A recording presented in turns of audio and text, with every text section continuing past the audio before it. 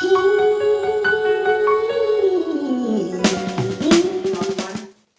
करनी है हमने, ये सीख लिया क्वाड्रेटिक इक्वेशन क्या होती है, उसकी प्योर फॉर्म क्या होती है, कितने मेथड से सोल्व किया जा सकता है और स्टेप्स क्या उसको सोल्व करने के।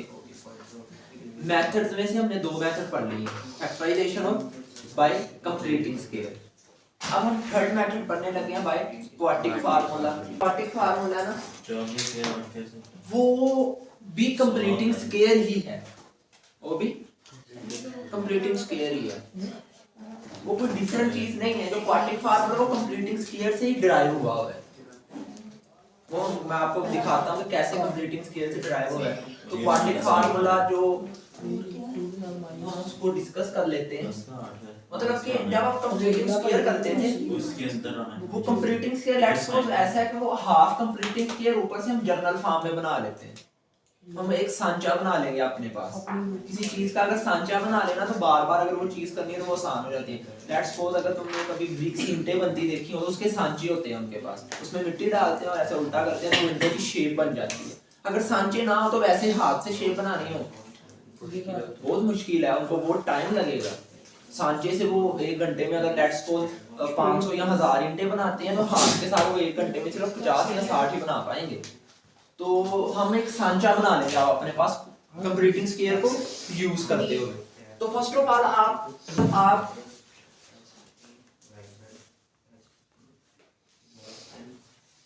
समझे जवाब गलत आ रहा है, पीछे वाला -16 होल पावर रहेगा। हाँ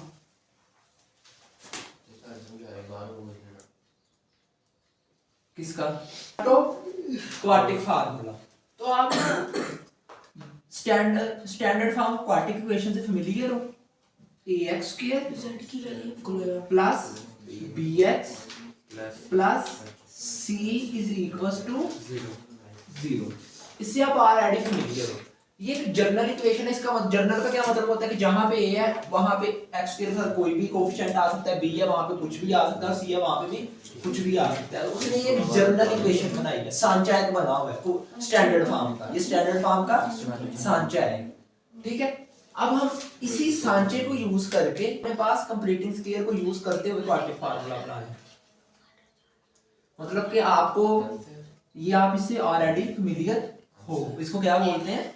standard form of quadratic equation, जो कि आपकी जनरल फॉर्म में है। जनरल का मतलब ये है कि यहाँ पे a b और c है, यहाँ पे a और वहाँ पे a की वैल्यू पुट करेंगे b और b।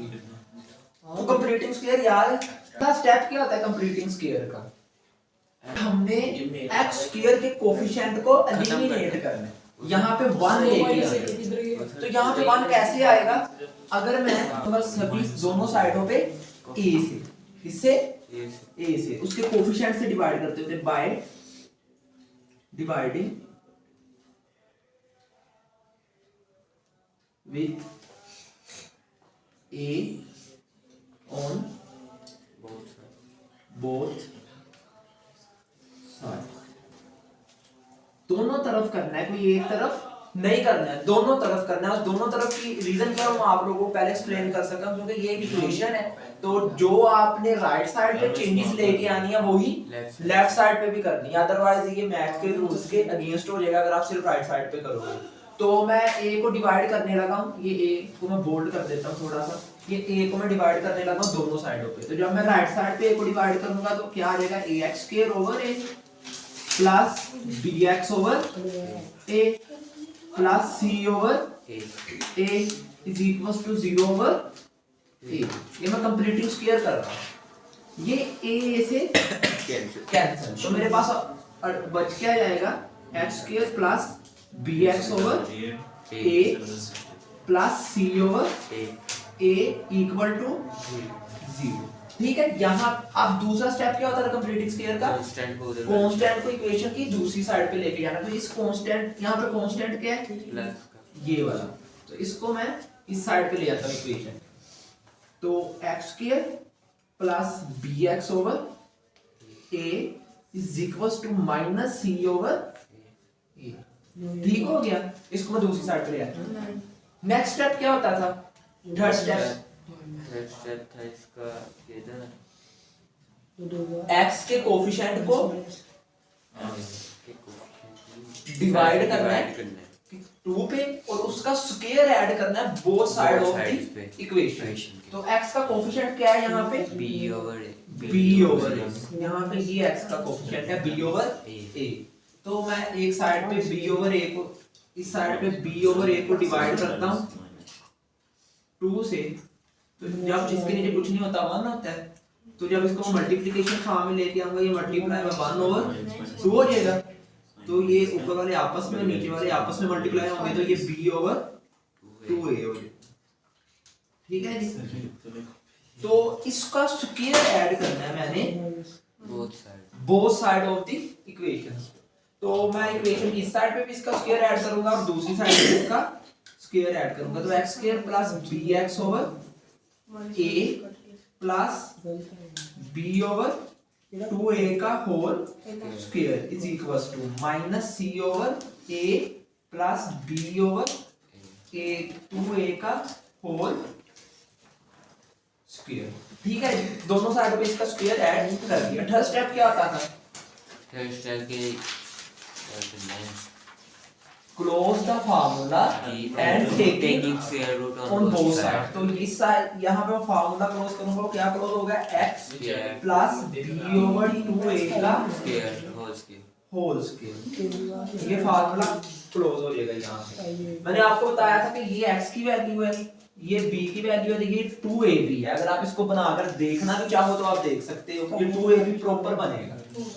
ठीक है, फार्मूला क्लोज करके यहाँ पे अगर हम देखें तो minus c over a plus b square over 4a square. इसका मैंने स्क्वायर ले लिया, b पे भी स्क्वायर और 2 2 जा 4 और a स्क्वायर। अब नेक्स्ट स्टेप क्या आता था? Taking square root on both side. उसी फोर्थ का पार्ट है, तो मैं taking square root on both side. दोनों साइडों पे मैं स्क्वायर रूट ले लेगा। तो इस साइड पे स्क्वायर रूट लूंगा तो क्या आएगा? x plus b over 2a का होल स्क्वायर का स्क्वायर रूट इक्वल। तो यहाँ पे अगर मैं स्क्वायर रूट लूंगा तो minus c over a plus b square over 4a square. ठीक है, अच्छा जी। नेक्स्ट अगर इसको हम सोल्व करें तो मेरे पास यहाँ पे रह जाएगा, ये इससे कैंसल आउट हो जाएगा। तो मेरे पास आ जाएगा x plus b over 2a equal square root minus c over a plus b square over 4a square. ठीक है, अच्छा जी। अब इनका एलसीएम ले लेते हैं। फर्स्ट ऑफ ऑल इस साइड को थोड़ा सा रिड्यूस करते हैं, वेस्ट फॉर्म में लेके आते हैं। तो इसका एलसीएम लेंगे तो क्या आएगा? साइन 4a स्क्वायर। तो इसका एलसीएम क्या आएगा? 4a square. एक तो एलसीएम का मेथड है ये, क्या 4a स्क्वायर ले लो। एक इसका मेथड है, आप इन दोनों टर्म्स को आपस में मल्टीप्लाई कराओ, ये इससे और ये इससे।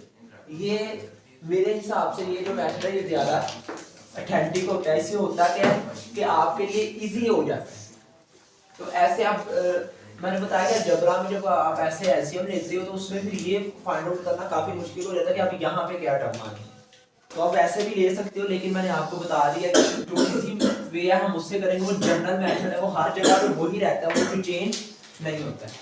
तो ये नीचे वाले आपस में मल्टीप्लाई होंगे, तो a इंटू 4a स्क्वायर, ये वाला इससे होगा तो minus c into 4a square plus ये से होगा तो b स्क्वायर इंटू a, यही बनेगा। और तो x is equal plus b over 2a is equal to, ये मल्टीप्लाई होंगे तो 4 माइनस 4a स्क्वायर c प्लस a b स्क्वायर, यही बनेगा ओवर 4a की पावर 3, यही बनेगा ना। ओवर मल्टीप्लाई कर दो, ऊपर से देखो आप कॉमन क्या आता है?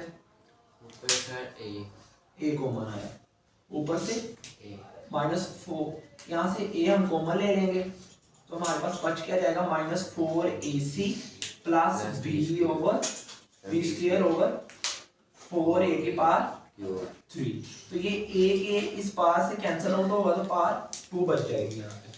तो x is equal plus b over 2a is equal to square root -4ac plus b square over 2 4a square, ये बच जाएगा। ठीक है, अब मैं इनके स्क्वायर रूट सेपरेट करने लगा हूं तो x plus b over 2a is equal to square root -4ac plus b square over square root 4a square.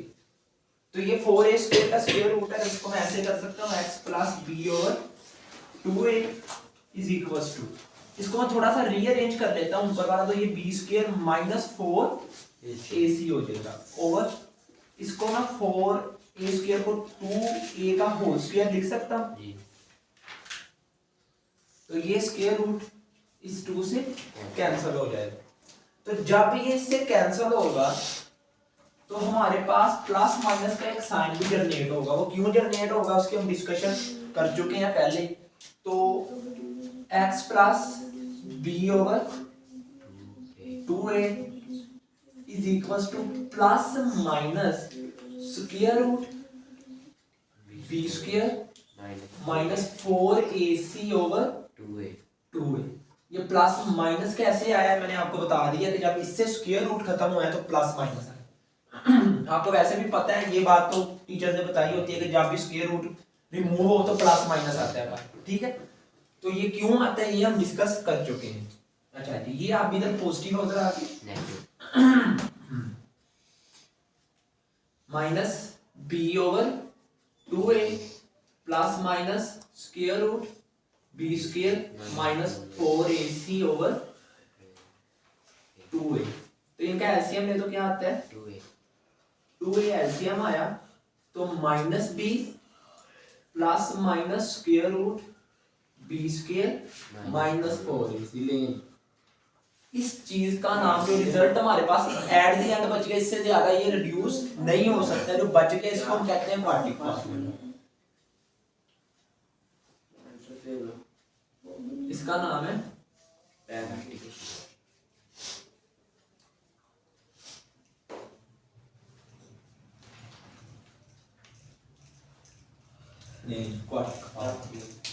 देख साहब एक चीज देखो कि क्वाड्रेटिक फार्मूला बना कहां से है? कंप्लीटिंग स्क्वायर से। ये कंप्लीटिंग स्क्वायर से ही डिराइव हुआ है क्वाड्रेटिक फार्मूला। और कैसे डिराइव हुआ मैंने करके दिखा दिया, क्योंकि ये एक जनरल फार्मूला है। अब जहां पे ए होगा आप वहां पे ए की वैल्यू पुट कर दोगे, जहां पे बी होगा वहां पे बी की वैल्यू, जहां पे सी होगा वहां पे सी की वैल्यू। और हमें कैसे पता चलेगा ए की वैल्यू क्या है, बी की क्या, सी की क्या? वो आपको ये general form of standard form of quadratic equation से पता चलेगा। जो उसकी जनरल फॉर्म दी है, standard form of quadratic equation की जो जनरल दी है उससे पता चलेगा। देखो ना जनरल फॉर्म क्या है, ax square plus bx plus c is equal to 0। ये है वो जनरल फॉर्म। तो ये जनरल फॉर्म क्या कहती है कि x स्क्वायर वाला कोएफिशिएंट a की वैल्यू होगा, x वाला कोएफिशिएंट b की वैल्यू होगा, जो कांस्टेंट होगा वो c की वैल्यू होगा। हमें यहां से अब जब भी आप कोई क्वाड्रेटिक सपोज के मैं यहां पे क्वाड्रेटिक इक्वेशन लिख लेता हूं, यहां पे क्वाड्रेटिक इक्वेशन अपने पास लिखता हूं 2x square plus 4x plus 1 equal to 0। ये मैंने क्वाड्रेटिक इक्वेशन लिखा। अब देखो अगर इसको मैं कंप्लीटिंग स्क्वायर से साइन सोल्व करना चाहूं तो ये हो सकता है मैं क्या करूंगा, इसका ये एलिमिनेट करूंगा x स्क्वायर का कोएफिशिएंट, देन कांस्टेंट उधर लेके जाऊंगा, इसको 2 पे डिवाइड करके इसका स्क्वायर ऐड करूंगा दोनों साइडों पे। ठीक है, एट द एंड अल्टीमेट। अब आपने एक चीज पे गौर करना है साइन कि हम कंप्लीटिंग स्क्वायर जब करते हैं तब भी हम यही सब कुछ करते हैं। यहाँ याद करो, यहाँ पे जब हम आते हैं तो यहाँ पे आके प्लस माइनस में दो वैल्यूज बनती है ना हमारे पास कंप्लीटिंग स्क्वायर में, और उसको स्प्लिट नहीं कर देते हम, स्प्लिट कर देते हैं ना, प्लस की एक साइड पे रख लेते हैं और माइनस की एक साइड पे रख लेते हैं।